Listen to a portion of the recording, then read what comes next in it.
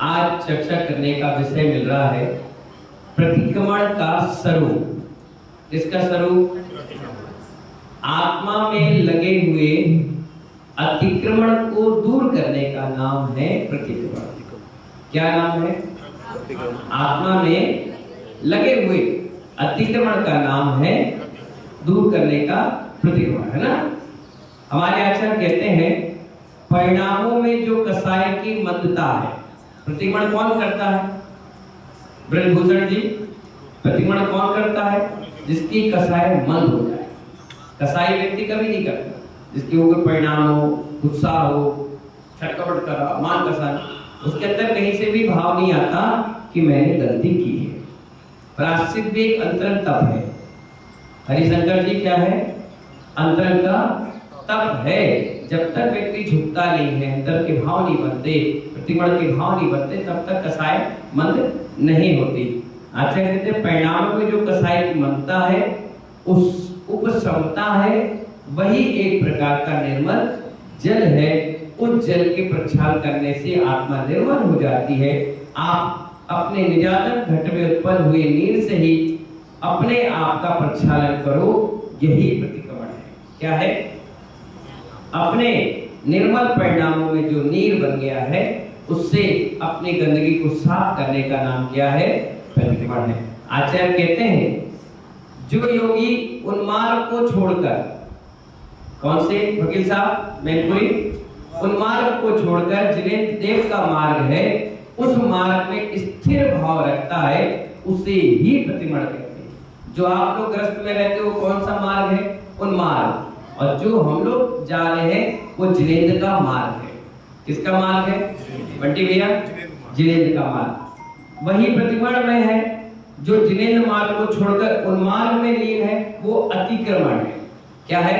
अतिक्रमण। कोई व्यक्ति बदमाशी करता है, अपन क्या कहते हैं? ये उत्पात कर रहा है, उत्पात कर रहा है ना, ये उत्पात कर रहा है। कोई गाड़ी अगर लेफ्ट की जगह राइट चला रहा है, अपन कहते हैं गाड़ी गलत चला रहा है।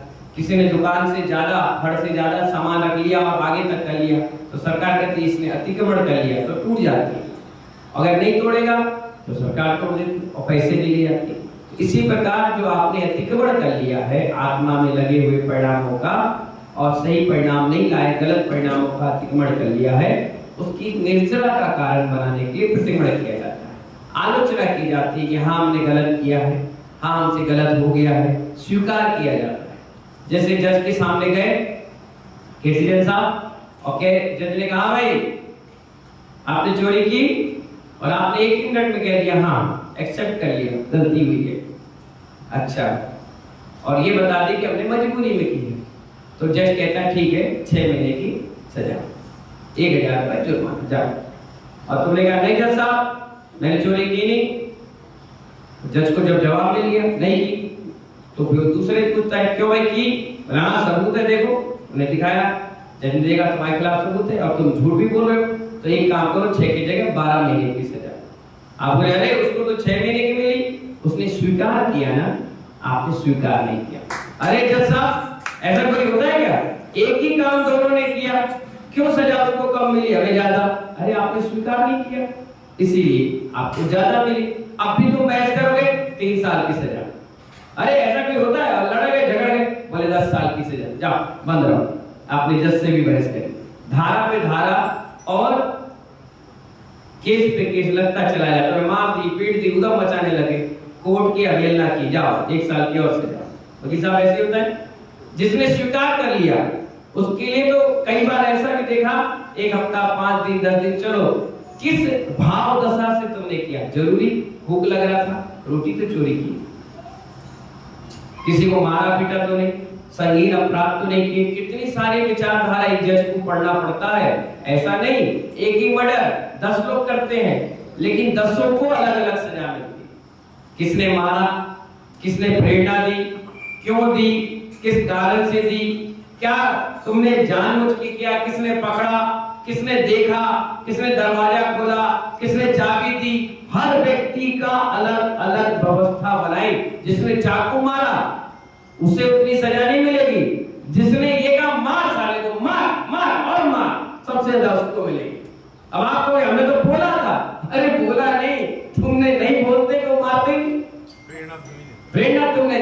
इसलिए सबसे ज्यादा दोस्त तुम्हारा।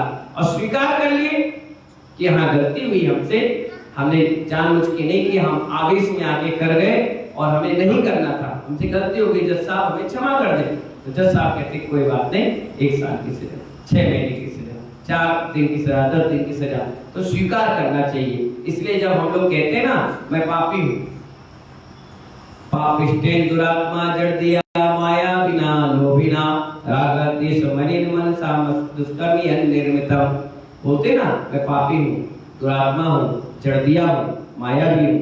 अब आप कहोगे महाराज जी आप कहाँ से पापी?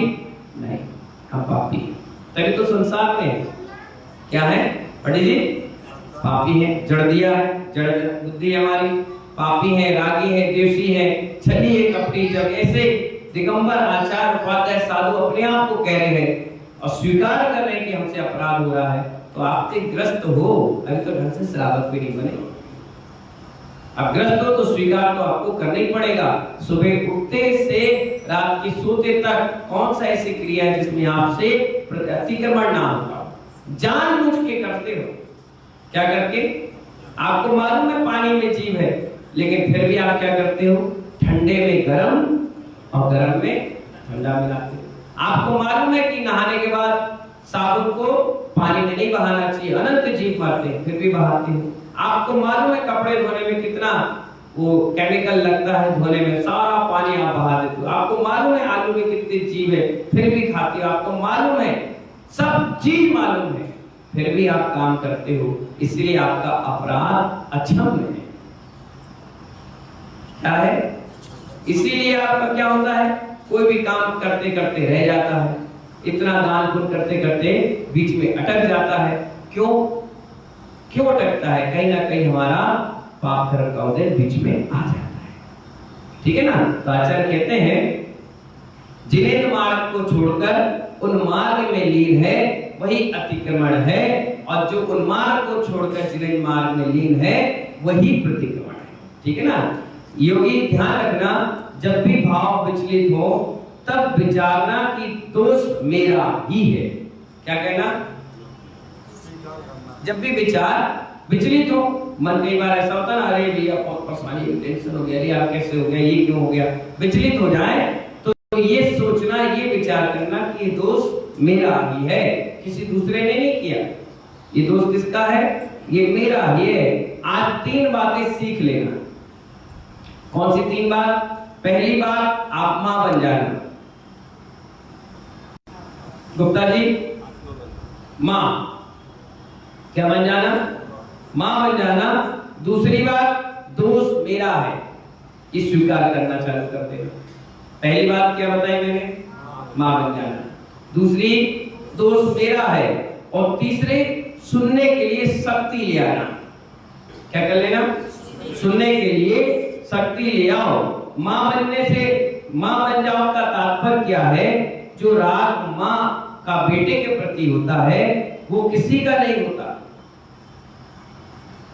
जो राग मां का अपने पुत्र के प्रति रहता है वो किसी के प्रति नहीं होता। प्रत्येक जीव को आप पुत्र वध की तरह देखो। जैसे ये जीव है अंदर, इसको कैसे देखो? अपने बच्चे की तरह देखो। किसकी तरह? बच्चे की तरह देखो। अपने ही अंतरंग में मातृ भाव को जन्म दो। निज दोषों को दोष मानो, ये समझना कि हमारे जीवन में बहुत कुछ था परंतु संत नहीं पाए हम, पर आज संत भाव आ गया। हम उत्तर देना ज्यादा पसंद करते हैं पर दूसरों की सुनना पसंद नहीं करते। तीनों चीज आचार्य ने बता दी। एक तो मां बन जाओ। क्या बन जाओ? क्यों बनो? क्योंकि ये जीव जो है अंदर, शरीर के अंदर, उसको पुत्रवत राग अवस्था से देखो कि ये जीव मेरा है। किसका है? मेरा है। इसकी रखवाली करना हमारा कर्तव्य है। कोई व्यक्ति इसको धक्का ना दे, इसको रोने पे मजबूर ना करे, इसको परिणाम खराब करने पर किसी प्रकार की प्रेरणा ना दे। इसको संभालिए बच्चे की तरह। रात के बच्चा अगर सो रहा है तो जब छोटा बच्चा रहता है तो माँ ना आधी रात में उसकी छाती पे हाथ रख के देखती है धड़कन चल रही कि नहीं चल रही, कोई रो तो नहीं रहा, कहीं बाथरूम तो नहीं कर लिया, खोटी तो नहीं कर गया, कहीं गिर तो नहीं गया। हर तरीके से हर आधा घंटा 15 मिनट में उठ कर उस बच्चे को देखती है। इसी प्रकार को इस जीव को अपन को माँ बनकर बार बार टटोलना चाहिए। कहीं ये भटक तो नहीं गया, परिणाम खराब तो नहीं कर रहा, कोई मार तो नहीं रहा, पीट तो नहीं रहा। आप देखिए प्रवचन सभा शाम की होती है, बच्चे खेल रहे होते हैं तो माँ एक बार पीछे पलट के जरूर देखती है। अब तो नहीं देखती होगी तो देखती होगी। कहाँ गया? हाँ खेल रहे हैं। ए सुनो इधर आओ। नहीं हम खेले देखो गिर नहीं जाना, रोना नहीं हमारे पास। आपने देखा कि नहीं देखा? क्यों देखा? वो जीव किसका था? आपका था। इसी प्रकार इस आत्मा में जो जीव है ये, उसको भी बार बार टटोलना चाहिए कि इसको परिणाम खराब तो नहीं बन रहे, कोई दिक्कत परेशानी तो नहीं कर रहा। और दूसरा, अपने निज दोषों को दोष मानो। हमारा दोष जो है उसे दोष मानो। ये समझना कि हमारे जीवन में बहुत कुछ था परंतु संत नहीं बन पाए हम, पर संत जैसा स्वभाव आ गया। दोषों को आपने क्या माना? आज भी इस पंचम काल में कोई व्यक्ति ग्रस्त में है और ग्रस्त में रहने के बाद अगर उसने अपने दोषों को भी मान लिया, क्या मान लिया? कई लोग आते हैं हमारे पास, कहते हैं महाराज जी हमारी शादी हो गई, हमने परिवार बसा लिया, घर गृहस्थी बना ली, सब कुछ कर लिए, लेकिन हमें रहने का मन नहीं करता, हमें बहुत दिक्कत होती है, हमें ऐसा लगता है कि हम महाराज बन जाए, हम माता जी बन जाए। तो उनके भाव कैसे? संत बनने के। घर में भी और आते भी हैं, ऐसा नहीं अपन लोग तो अष्टमी 14 चुपचाप खाएंगे पिएंगे पड़ जाएंगे। वो आते हैं, बकायदा सुनते हैं, समझते हैं और आकर के कहते गुरुजी हमें प्रायश्चित दे दो। हमने कहा अच्छा काय का प्रायश्चित? अरे महाराज जी ग्रस्त में है, पाप तो होते हैं ना, आप प्रायश्चित दे दो। ठीक है, मैंने कहा बताओ क्या प्रायश्चित चाहिए? बोले महाराज जी 8 दिन तक हमने ये खाया, हमने सामायिक नहीं हो पाई, हम प्रतिक्रमण नहीं कर पाए। मैंने कहा आपका नियम नहीं है फिर भी? नहीं महाराज जी हम तो श्रावक है ना, तो हमारा तो ये कर्तव्य है प्रायश्चित। अरे मतलब आचार्य कह रहे हैं आपने अपने दोस्त को मान लिया कि हम संसार में फंसे हैं, और कुछ तो फंसने के बाद भी ये कहते हैं कहाँ फंसे, कहाँ फंसे? ये तो हमारा जीवन है, खाएंगे नहीं क्या, पिएंगे नहीं क्या, रहेंगे नहीं क्या, बच्चे पैदा नहीं करेंगे? अरे महाराज जी तो महाराज बन के हमसे पूछो क्या जिंदगी जिए। तो ऐसे लोग कौन है? उन्मार्ग वाले, सन्मार्ग वाले नहीं है। क्या है? जबकि उनको मालूम है कि ये जिंदगी बेकार, नरक की जिंदगी भी तुमसे अच्छी है, कम से कम बंधन में तो नहीं है, वो अपनी जिंदगी जी रहे हैं, तुम तो नरक से बदतर जिंदगी जी रहे हो।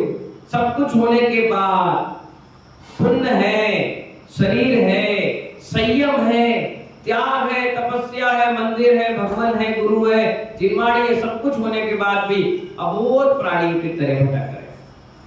सब कुछ होने के बाद आचार्य कहते हैं अपने निज दोषों को दोष मान लो। ये समझना कि हम जीवन में कुछ कर पाए ना कर पाए, संत बन पाए ना बन पाए, हमारे भाव बन गए संत बनने के, हमने अपने दोषों का निवारण कर लिया। तीसरा, हम उत्तर देना ज्यादा पसंद करते हैं। क्या? हम उत्तर देना ज्यादा पसंद करते हैं पर दूसरों की सुनना पसंद नहीं करते हैं। दूसरे की सुनना सीख जाओ। क्या करना? दूसरों की सुनना सीख जाओ।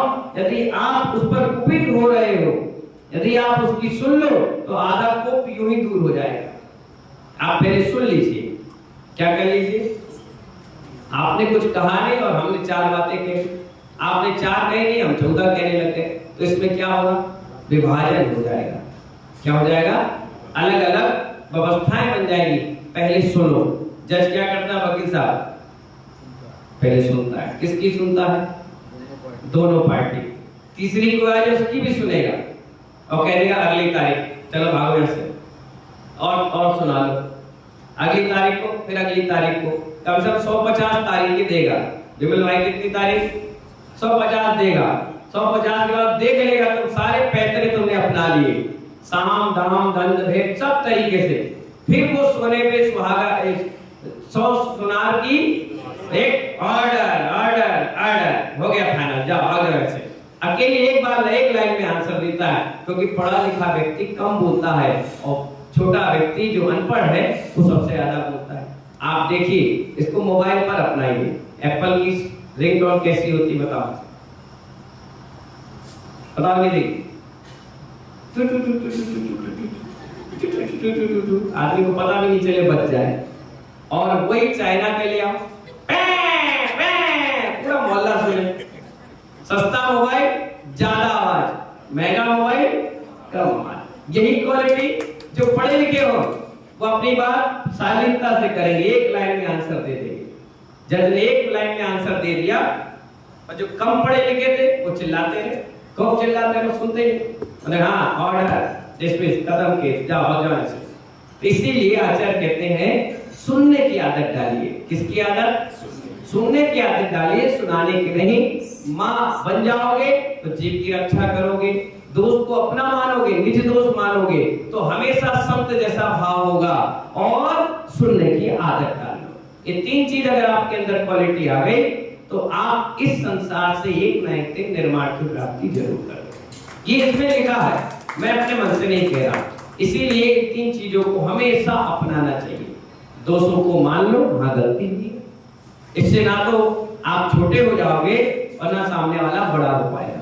हमेशा जो झुकेगा वही ऊंचाई पर निकल जाता है। इन्हीं भावनाओं के साथ आज का प्रतिक्रमण का स्वरूप अपन ने समझा। कल का कल समझेंगे। जब तक के लिए जय बोले महावीर भगवान की।